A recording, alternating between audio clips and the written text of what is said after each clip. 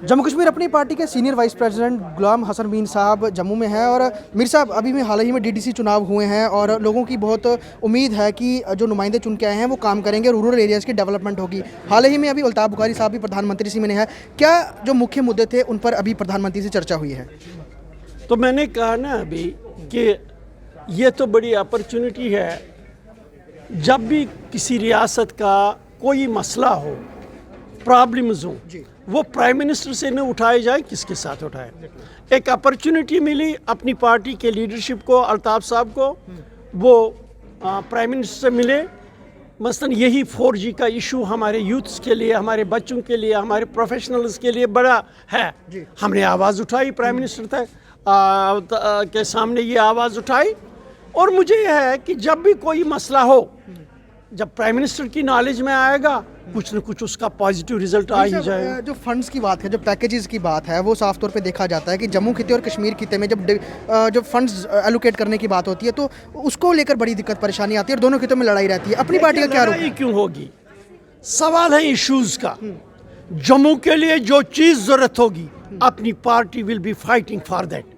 कश्मीर के लिए जो जिस चीज़ की ज़रूरत होगी, we will be fighting for that. It is not question किधर क्या किया, यह है कहाँ क्या जरूरत है उसके लिए। People alliance for Gupkar declaration, वो लोग जब जुड़े एक हुए थे डीडीसी इलेक्शन के लिए, अब इलेक्शन खत्म हुए, पार्टियां टूटना शुरू हो गई हैं, लोग अलग होना शुरू हो गए हैं। नहीं, चूंकि उनके पास कोई मुद्दा ही नहीं था, इट वाज टाइमली कोलेशन जी। ये इसका टाइम तो ख़त्म हो गया, इसको टूटना ही है। टूटना ही सर। और अभी हाल ही में पार्टी का क्या रुख रहेगा? जम्मू में क्या पार्टी विस्तार कर रही है और लोगों को लगातार जोड़ रही है, जिस तरह से आप लगातार? जाहिर सी बात है, हम ये कहते हैं अपनी पार्टी जिस तरह जम्मू की है उसी तरह कश्मीर की है, जिस तरह कश्मीर की है उसी तरह जम्मू की है।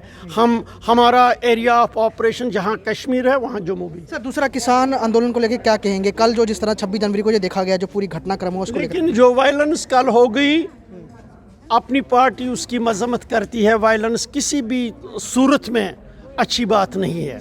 साथ ही हमारी सरकार से गुजारिश हो गई कि जो किसानों के जेन्युइन डिमांड्स हैं उन पर नज़रसानी करना चाहिए। तो ये गुलाम हसन मीर जो है, माफ़ कीजिए, वो सीनियर वाइस प्रेसिडेंट है, उनसे हमने बात की।